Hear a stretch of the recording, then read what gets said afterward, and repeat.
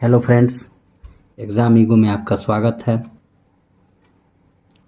Bihar intermediate exam 2022 आने वाले 2 माह बाद यानी कि जनवरी में प्रारंभ हो जाएगी। आप अपनी तैयारी को अंतिम आयाम दे रहे होंगे, यानी कि पूर्णता के कगार पर आप होंगे। तो मैं आपके सामने बिहार इंटरमीडिएट आर्ट्स विषय में हिस्ट्री का ये सेशन शुरू करने जा रहा हूँ, जिसमें आपको जो भी ऑब्जेक्टिव फॉर्म्स में जो प्रश्न पूछे जाएंगे इतिहास विषय से, उसके लिए मैं आपको, जैसे कि आज का पहला ये चैप्टर है सिंधु घाटी सभ्यता, इससे रिलेटेड मैं कुछ बातों को आप लोगों को पहले बताऊंगा, 2 बार सुन लीजिएगा। उसके बाद आप खुद से ही ऑब्जेक्टिव प्रश्नों को बनाने का प्रयास कीजिएगा। अगर नहीं बनेगा तो उसके लिए मैं अलग से ऑब्जेक्टिव प्रश्नों को हल करा दूंगा। हालांकि मुझे ये पूर्ण विश्वास है कि इस प्रकार से जब मैं बता दूंगा तो आप लोग खुद से भी ऑब्जेक्टिव को हल करना शुरू कर देंगे। मैंने इसलिए ऐसा सोचा है कि डायरेक्ट मैं ऑब्जेक्टिव प्रश्न ही आपको हल कराना शुरू कर दूं तो बहुत सारी चीज़ें कहीं कहीं से वहाँ पे जोड़ के लानी होगी, जो आपको बतानी होगी, तो वो चीज़ें आप अच्छे से समझ नहीं पाएंगे और आप उसे जल्दी ही भूल जाएंगे। तो मेरा ये इस तरह बताने का पर्पस ये है कि ऐसे जब आप उस चीज़ों को जान जाइएगा, कॉपी में कुछ नोट्स के रूप में कुछ लिख लीजिएगा, तो ऑब्जेक्टिव आपसे अपने आप ही सॉल्व हो जाएगा। ठीक है, तो चलिए शुरू करते हैं। तो आज का पहला ये चैप्टर है सिंधु घाटी सभ्यता। सिंधु घाटी सभ्यता, इसको अन्य किन किन नामों से जाना जाता है इसको जान लेते हैं। इसको सैंधव सभ्यता भी कहा जाता है। इसके अन्य नाम क्या हैं? सैंधव सभ्यता, कांस्य युगीन सभ्यता,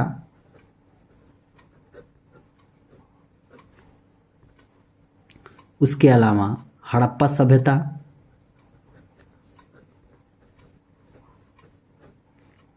आद्य ऐतिहासिक सभ्यता। इसका मतलब है कि सिंधु घाटी सभ्यता को हम लोग सैंधव सभ्यता भी कहा जाता है, कांस्य युगीन सभ्यता भी कहा जाता है, हड़प्पा सभ्यता भी कहा जाता है और आद्य ऐतिहासिक सभ्यता भी कहा जाता है। अगर आपके प्रश्न में सिंधु घाटी सभ्यता न लिखकर सैंधव सभ्यता लिख दे या कांस्य युगीन सभ्यता लिख दे, हड़प्पा सभ्यता लिख दे, आद्य ऐतिहासिक सभ्यता लिख दे, तो इस सभी का मतलब ये हुआ कि सिंधु घाटी सभ्यता। ठीक है, अब आते हैं कि आखिर ये सिंधु घाटी सभ्यता है क्या, इसका नाम सिंधु घाटी ही क्यों है। तो चूंकि ये जो भी सभ्यता जो विकसित हुई प्राचीन काल में, वह सिंधु नदी के किनारे ही विकसित हुई।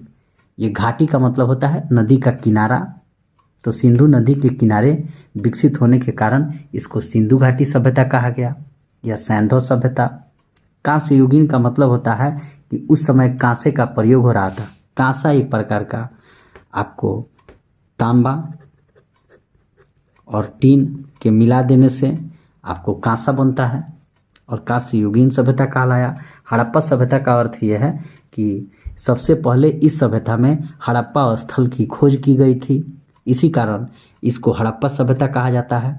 ठीक है, अब चलते हैं सिंधु घाटी सभ्यता जो ये है, इसको कई पार्ट में हम लोग बांट के पढ़ेंगे। सबसे पहले इसका एक परिचय लेंगे, यानी कि इंट्रोडक्शन। परिचय के बाद हम लोग पढ़ेंगे उद्भव एवं विस्तार।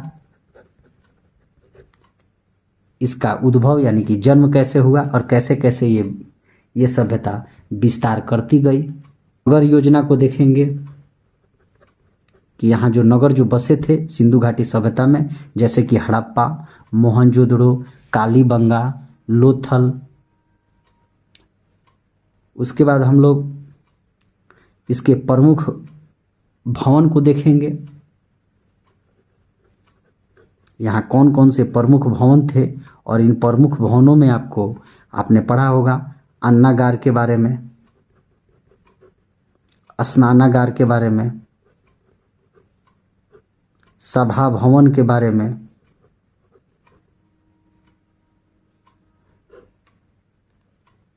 आवासीय भवन के बारे में,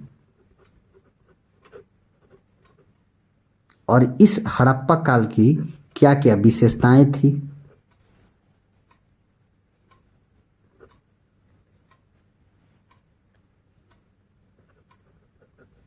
इन विशेषताओं के अंतर्गत कौन कौन सी विशेषताएं आ जाएगी। इनकी आर्थिक स्थिति कैसी थी, सामाजिक स्थिति कैसी थी, इनका कला और शिल्प कैसा था, धार्मिक स्थिति कैसी थी। आर्थिक स्थिति में क्या क्या आ जाएगा, किसी भी व्यक्ति की आर्थिक स्थिति यानी कि रुपये पैसे की स्थिति कब सुधरेगी, कृषि कार्य अच्छा करेगा, पशुपालन भी करेगा, व्यापार भी करेगा,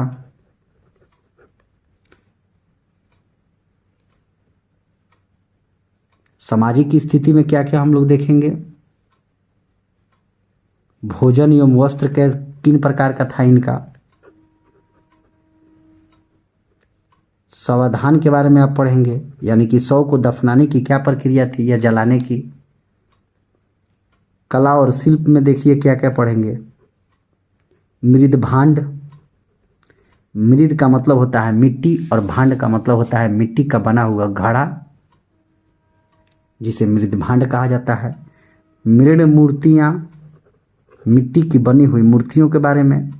ये सभी प्रश्न आपके कहीं ना कहीं ऑब्जेक्टिव फॉर्म में आते होंगे, कहाँ चर्चा करना जरूरी है, नहीं तो जब ऑब्जेक्टिव को जब सॉल्व किया जाएगा तो वो चीज़ें आपसे क्लियर आसानी से हो पाएंगी। माप तौल की क्या प्रणाली थी, जिसे हम लोग तराजू पे जोखने का जो काम करते हैं, उसके अलावा इसमें हो जाएगा मुहर, मुहरें, रबड़ स्टैंप, आजकल उसको रबड़ स्टैंप भी कहा जाता है। किन किन मुहरों का उपयोग होता था, ठीक है। तो और उसके अलावा हम लोग इसमें देखेंगे कि आखिर सिंधु घाटी की सभ्यता जो इतनी विकसित सभ्यता थी, नगरीय सभ्यता कहलाती थी, इनका व्यापार जो था उन्नत किस्म का था, फिर आखिर ये पतन क्यों हो गया यानी कि नष्ट क्यों हो गया, और सिंधु घाटी सभ्यता से की देन क्या है, इन्होंने क्या हमारे समाज को दिया। इन सारी चीज़ों पर हम लोग आज के वीडियो में विचार करेंगे। इस सिंधु घाटी सभ्यता विश्व की प्राचीनतम सभ्यताओं में से एक है। सिंधु घाटी सभ्यता विश्व की प्राचीनतम सभ्यताओं में से एक है। जैसे टिग्रिस और यूफ्रेटस नदी के तट पर मेसोपोटामिया की सभ्यता, नील नदी के तट पर मिस्र की सभ्यता, हांगहो नदी के तट पर चीन की सभ्यता के समान ही सिंधु नदी के तटों पर विकसित सिंधु घाटी सभ्यता विश्व की प्राचीनतम सभ्यताओं में से एक है। अब यहाँ से आपको एक ऑब्जेक्टिव में प्रश्न आता है कि सिंधु घाटी सभ्यता निम्न में से किन सभ्यताओं के समकालीन नहीं थी, ठीक है। तो वहाँ आपका ऑप्शन आता है मेसोपोटामिया की सभ्यता, दूसरा आता है मिस्र की सभ्यता, तीसरा आता है चीन की सभ्यता, चौथा आता है क्रीट की सभ्यता। तो यहाँ आपने सुना कि सिंधु घाटी सभ्यता विश्व की प्राचीनतम सभ्यताओं यानी कि टिग्रिस और यूफ्रेटस नदी के तट पर मेसोपोटामिया की सभ्यता विकसित हुई थी, नील नदी के तट पर मिस्र की सभ्यता विकसित हुई थी, हांगहो नदी के तट पर चीन की सभ्यता विकसित हुई थी। तो ये तीनों तो सिंधु घाटी सभ्यता के समकालीन थे। इसका मतलब है कि क्रीट की सभ्यता जो है वह सिंधु घाटी सभ्यता के समकालीन नहीं थी। तो हमारा उत्तर क्या हो जाएगा, क्रीट की सभ्यता सिंधु घाटी सभ्यता के समकालीन नहीं थी, ठीक है। और इसकी जानकारी हमको मिलती है कैसे, आखिर सिंधु घाटी सभ्यता जब जमीन के नीचे दबा हुआ था तो इसकी एक कहानी है। कहानी भारत में रेलवे का विकास लॉर्ड डलहौजी के काल में 1853 में हो रहा था। अंग्रेजों के काल में पहली ट्रेन मुंबई से ठाणे के बीच चलाई गई जो महाराष्ट्र में थी।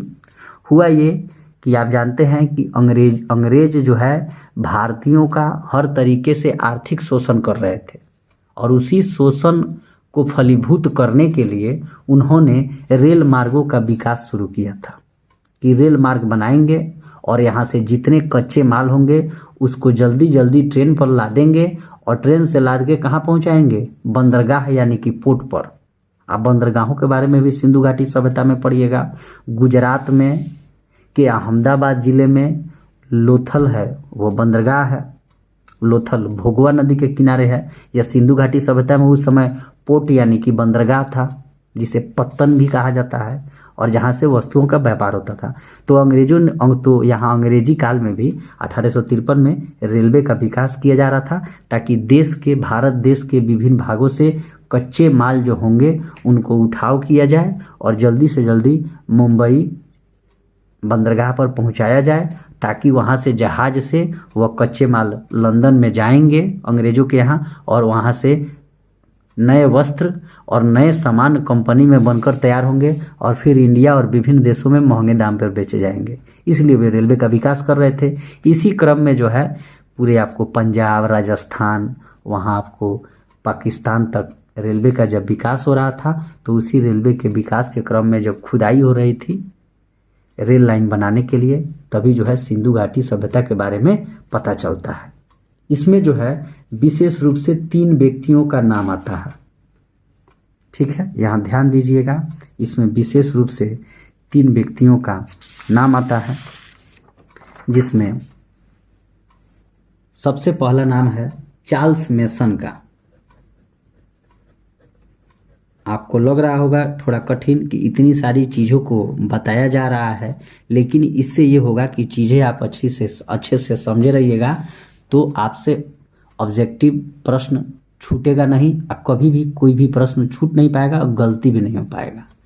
चार्ल्स मेसन, अलेक्जेंडर कनिंघम, ये तो प्रश्न में आपके हैं ही। अलेक्जेंडर कनिंघम, जिनको भारतीय पुरातत्विक विभाग का जनक भी माना जाता है। जनक का मतलब होता है एक प्रकार का फादर यानी कि पिता। और तीसरा नाम है जॉन मार्शल का। ये 3 व्यक्ति का नाम इम्पोर्टेंट है। इनको तो भारतीय पुरातत्विक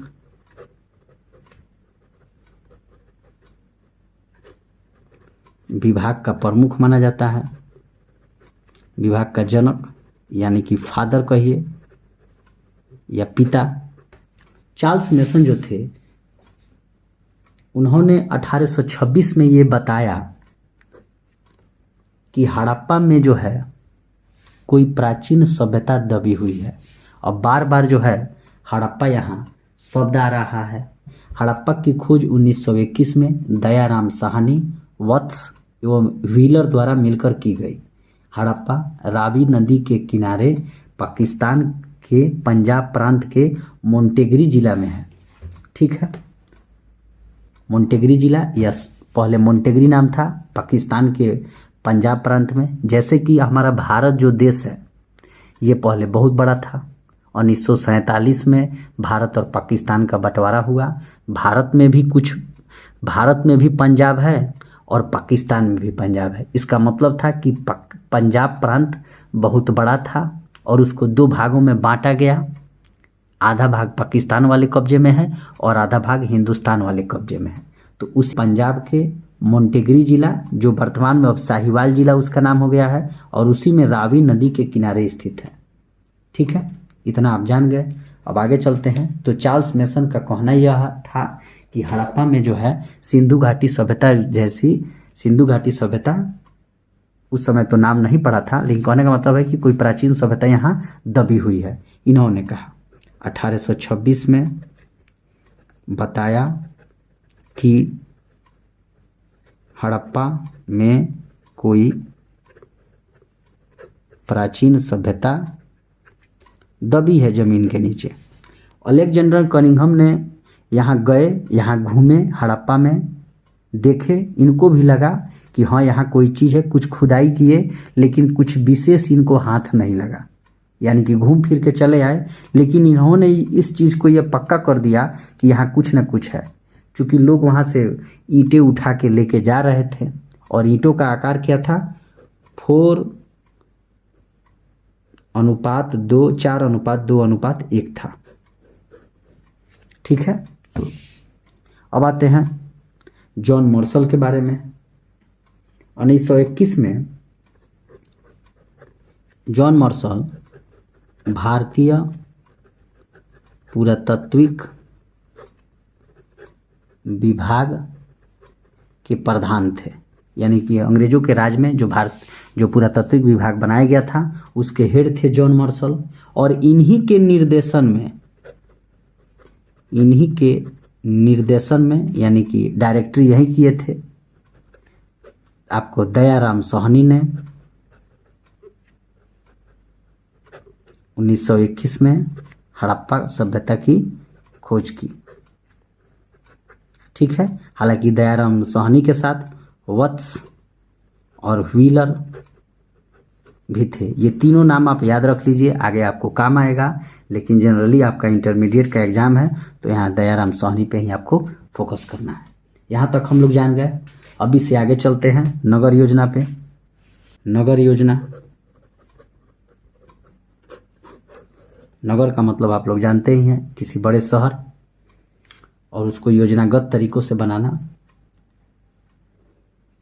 और नगर योजना में की सर्वप्रमुख विशेषता क्या होगी? दो चीज़ें यहाँ थी, एक था नगर योजना और दूसरा था जल निकासी प्रणाली। जल निकास प्रणाली नगर योजना में दो, जो सड़क था यहाँ नगर योजना में वह बिल्कुल चौराहे पे काटता था, एकदम चौकोर। ठीक है, और जो भी घर थे उनके चारों तरफ सड़कें थीं। ठीक है, यानी कि जाल पद्धति पर घर आधारित था। इसको आप कह सकते हैं या तो आयताकार था या वर्गाकार डिजाइन का घर था। ठीक है, अब जैसे कि मान लीजिए कि आपको यहाँ एक घर है, इसके इस तरफ भी सड़क, इस तरफ भी सड़क, इस तरफ भी सड़क और इस तरफ भी सड़क, चारों तरफ सड़कें विद्यमान थीं। जल निकास का जो सिस्टम था उसमें पक्की नाली बनी हुई थी घरों के चारों तरफ, सड़कों के चारों तरफ, और ये ईंटों की बनी हुई थी नाली पानी निकलने के लिए, और इसका ढक्कन भी बना हुआ था। और इस नाली में पानी का रिसाव ना हो इसके लिए चूना और जिप्सम का प्रयोग किया गया था। आपने सुर्खी चूना का नाम सुना ही होगा। तो चूना और जिप्सम के प्रयोग कर देने से क्या होगा? पानी का रिसाव नहीं होगा। सिंधु सभ्यता में हम लोग अब प्रमुख भवन में आते हैं। जो नगर योजना हम लोग पढ़े हैं अभी, उसके प्रमुख भवन कौन थे? अन्नागार। अन्नागार जो है वह सबसे बड़ी इमारत है। अन्नागार है सबसे बड़ी इमारत। अन्नागार का मतलब क्या होता है? जहां अनाजों को रखा जाता है उसे अन्नागार कहा जाता है। स्नानागार, स्नानागार में आपको चूना प्लस जिप्सम का प्रयोग, जिसको हमने आपको अभी बताया था, ताकि पानी का रिसाव ना हो। ठीक है, और स्नानागार का अर्थ क्या हुआ? आजकल का आप स्विमिंग पूल के बारे में सुने ही होंगे, जिसमें लोग स्नान करते हैं और उसमें एक बार पानी भर दिया जाता है तो उस पानी का रिसाव नहीं होता है, यानी कि कहीं कहीं छेद से निकलता नहीं है।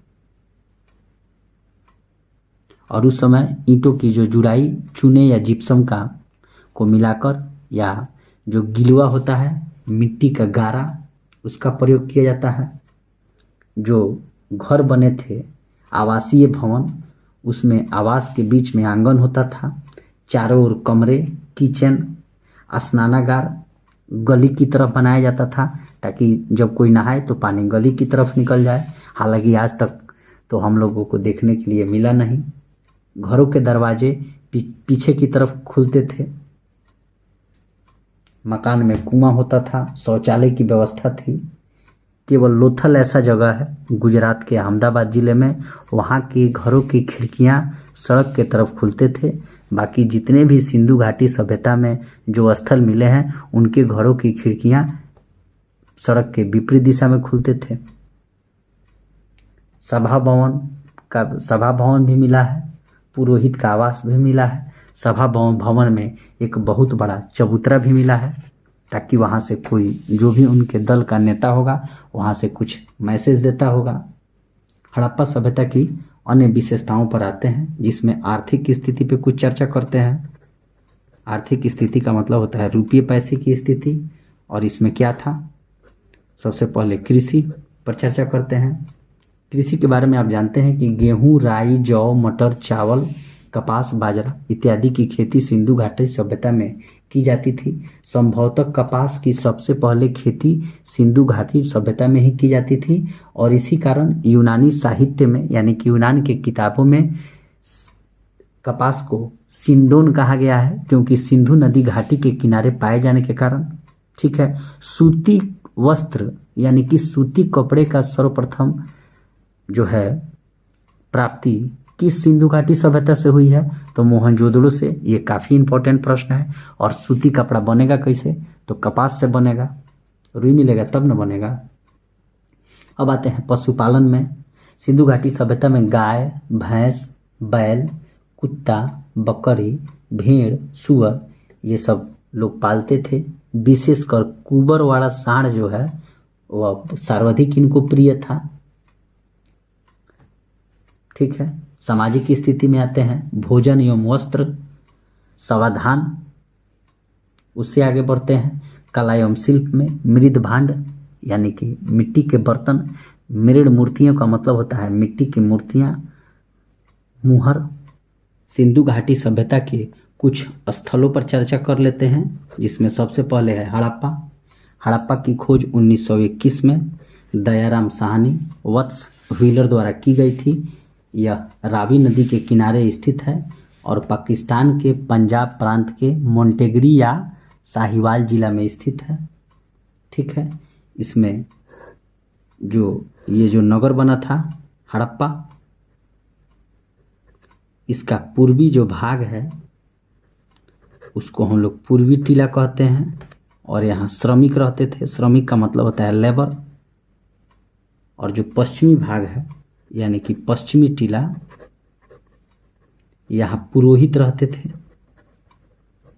यानी कि धनी वर्ग।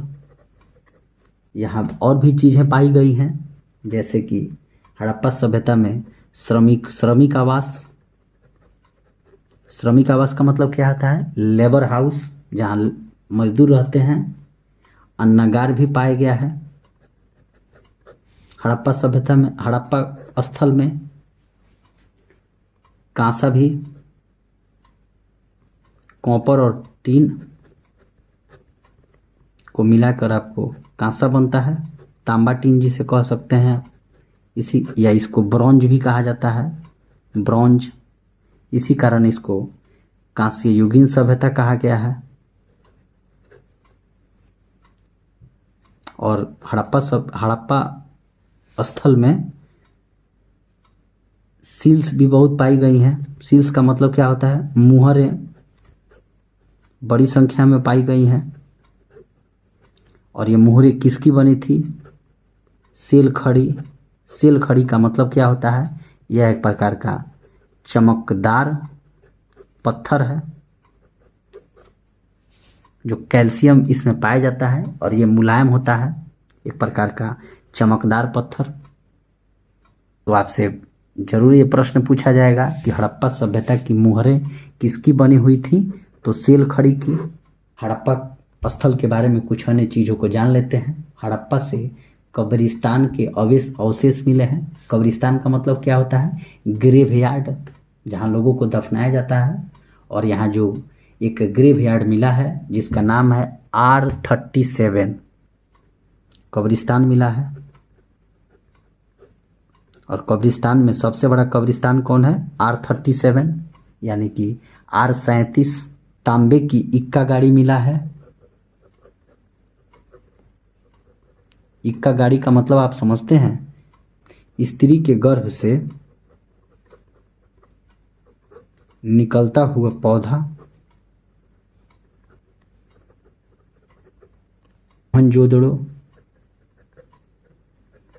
मोहनजोदड़ो काफ़ी इम्पोर्टेंट है। यह पाकिस्तान के सिंध प्रांत के लारकाना जिले में स्थित है और यह सिंधु नदी के किनारे स्थित है। हड़प्पा रावी नदी के किनारे था और मोहनजोदड़ो सिंधु नदी के किनारे है। पाकिस्तान के सिंध प्रांत के लारकाना जिले में स्थित है और इसकी खोज किसने की थी? मोहनजोदड़ो की राखलदास बनर्जी, मैके एवं व्हीलर ने। हालांकि मेन इंपॉर्टेंट आप लोगों के लिए सिर्फ यही है राखलदास बनर्जी। 1922 में इन्होंने खोज की थी मोहनजोदड़ो की। और इस मोहनजोदड़ो की क्या क्या विशेषताएं हैं जो आपके एग्जाम पॉइंट से इम्पोर्टेंट है? यह सिंधु घाटी सभ्यता का सबसे बड़े स्थलों में से एक है जो पाकिस्तान में है, जबकि सिंधु सभ्यता की भारत में स्थित सबसे बड़ा स्थल राखीगढ़ ही है। कहने का मतलब है कि प्रश्न अगर पूछेगा कि सिंधु घाटी सभ्यता का सबसे बड़ा स्थल तब मोहनजोदड़ो होगा। अगर ये प्रश्न पूछेगा कि सिंधु घाटी सभ्यता का भारत में स्थित सबसे बड़ा स्थल तो राखीगढ़ ही होगा, घग्गर नदी के किनारे हरियाणा के हिसार जिला में है। ठीक है, 2 प्रश्न पूछे सकता है कि सिंधु घाटी सभ्यता का सबसे बड़ा स्थल तो मोहनजोदड़ो होगा, और भारत में स्थित, जब भारत सब लगाएगा कि भारत में स्थित सिंधु घाटी सभ्यता का सबसे बड़ा स्थल तो राखीगढ़ ही घग्गर नदी के किनारे हरियाणा के हिसार जिला में है और इसकी खोज सूरजभान ने 1963 में की थी। ठीक है, राखीगढ़ ही की।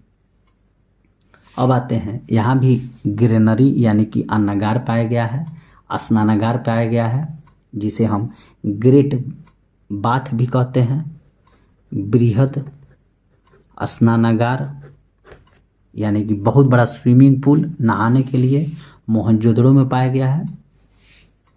जैसे कि आप उदाहरण ले सकते हैं, कुंभ का मेला जब लगता है तो बहुत सारे लोग एक साथ स्नान करते हैं, ठीक उसी प्रकार इस बृहद स्नानागार में लोग स्नान करते होंगे। और यहाँ पर सीढ़ी बनाया गया था नीचे उतरकर पानी में नहाने के लिए, और इन सीढ़ियों में जो ईंट प्रयोग किया गया और उस ईंटों की जो जुड़ाई की गई थी, उस जुड़ाई में जिप्सम का प्रयोग किया गया क्योंकि कोई लीकेज ना हो। और जो पक्की ईंटों का जो वहाँ उपयोग किया गया था उस सीढ़ी में, वो या तो आग में पकाए गए थे या सूर्य की रोशनी में। इसी से आप अंदाज़ा लगा सकते हैं कि उस समय के लोग कितने ज़्यादा जानकार थे। और यहाँ जो मूर्तियाँ मिली हैं मोहनजोदड़ो स्थल में, वे आपको द्रवित मोम विधि की मिली है। द्रवित मोम विधि क्या है? यानी कि लॉस्ट वैक्स मेथड। कहने का मतलब है कि जैसे मान लीजिए कि मोम जो है जब वो पिघलता है तो लिक्विड फॉर्म में हो जाता है। मोम जब पिघलेगा तो वो एक जल का प्रकार हो जाएगा और जब सूखेगा तो कड़ा हो जाएगा।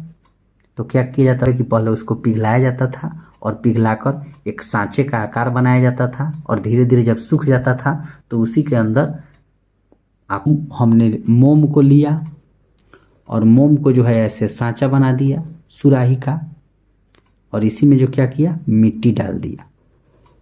और मिट्टी डालने के बाद धीरे धीरे इसको आगे दिखाना शुरू किए तो क्या होगा, मोम पिघल के हट जाएगा और मिट्टी का हमारा सुराही बन जाएगा। यही आपको द्रवित मोम विधि है, यानी कि लॉस्ट वैक्स मेथड। कांसे की नृत्य करती हुई महिला की मूर्ति मोहनजोदड़ो से मिली है। कांसे की नृत्य करती महिला की मूर्ति कहाँ से मिली है? तो मोहनजोदड़ो से। और यहाँ के लोगों का व्यापार मेसोपोटामिया से होता था। मेसोपोटामिया का अर्थ, मेसोपोटामिया अभी कहाँ है? तो इराक में है। और सिंधु घाटी सभ्यता के लोगों के लिए मेलुहा शब्द मिलता है मुहर पर। पॉटरी यानी कि मृत भांड, लाल काले पॉलिशदार यानी कि NBPW। पशुपति के आकार की मुहर मिली है जिसमें 3 मुख वाले देवता का उल्लेख है। पशुपति का मतलब होता है शिव। हम लोग पशुपतिनाथ मंदिर नेपाल में है। सूती कपड़ा कपास मोहनजोदड़ो से ही मिला है। कालीबंगा राजस्थान, ये राजस्थान के हनुमानगढ़ जिला में घग्गर नदी के किनारे स्थित है। इसकी खोज अमलानंद घोष, बीबी लाल, बीके थापर ने की थी। यहाँ कच्ची ईंटों का प्रयोग किया गया है। ये काफ़ी इम्पोर्टेंट है। प्रश्न पूछेगा कच्ची ईंटों का प्रयोग या अलंकृत। अलंकृत का मतलब होता है कोई नक्काशी काढ़ा हुआ ईंट। ईंटों पर लोग नक्काशी तो बनाते ही हैं, जैसे कहीं लिखा होता है किसी ईंट पे बीके ईंट, तो उसी प्रकार को ईंट को हम लोग अलंकृत ईंटें कहते हैं। कच्ची ईंट का मतलब होता है आप जानते ही हैं जुते हुए खेत। अब ये नहीं पूछिएगा कि खेत कैसे जुताता था पहले, लकड़ी के भी हल होते थे। अग्निकुंड, अग्निकुंड आग का कुंड। ऊंट की हड्डी, ये सब कालीबंगा से मिले हैं। सेल खड़ी की मुहरे, जिस पर बाघ की आकृति बनी हुई थी। सेल खड़ी के बारे में आप जान चुके हैं, जो एक प्रकार का चमकदार और कीमती पत्थर होता था। सेल खड़ी की मुहरे, जिस पर बाघ की आकृति बनी है।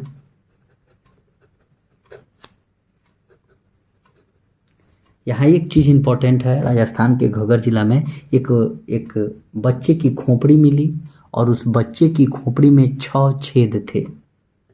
इसका मतलब क्या हुआ कि उसको जल कपाली यानी कि मस्तिष्क शोथ की बीमारी का पता चलता है।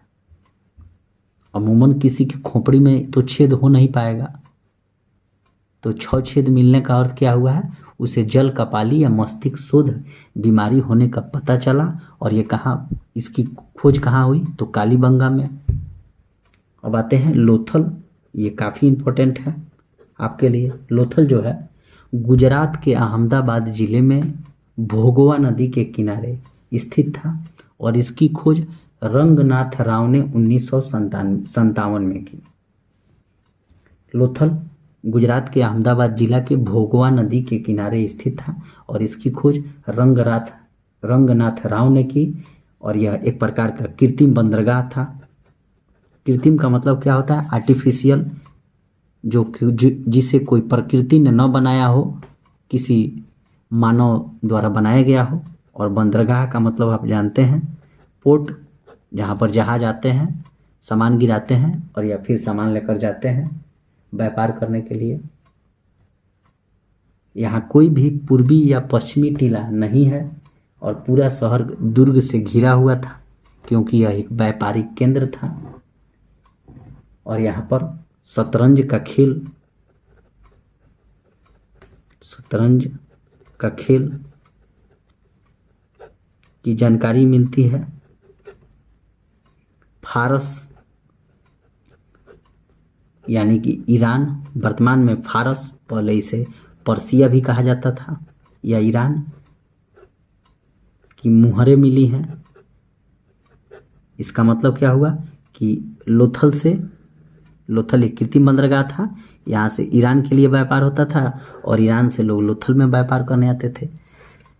मोटा मोटी मैं आपको बता दूं कि सिंधु घाटी सभ्यता बहुत ही प्राचीन सभ्यता है और इसका कार्यकाल 2600 से लेकर 1900 या 2350 से लेकर 1750 के बीच माना जाता है। और चूँकि कार्बन 14 की मात्रा ज्ञात करके इसकी आयु का निर्धारण किया जाता है। कार्बन 14 का मतलब क्या हुआ कि जैसे मान लीजिए 100 ग्राम की कोई वस्तु है तो ये 50 ग्राम होने में 5760 वर्ष लगेंगे, ठीक है। और फिर 25 ग्राम होने में 5760 वर्ष लगेंगे, फिर 12.5 ग्राम होने में 5760 वर्ष लगेंगे। इसका मतलब क्या है कि अभी वर्तमान में कोई वस्तु 12.5 ग्राम अगर है, घटते घटते अगर ये 1 ग्राम वो पॉइंट में चल जाए तो अभी 5760 जोड़ते जाइएगा तब ना पता चलेगा कि ये 100 ग्राम की थी।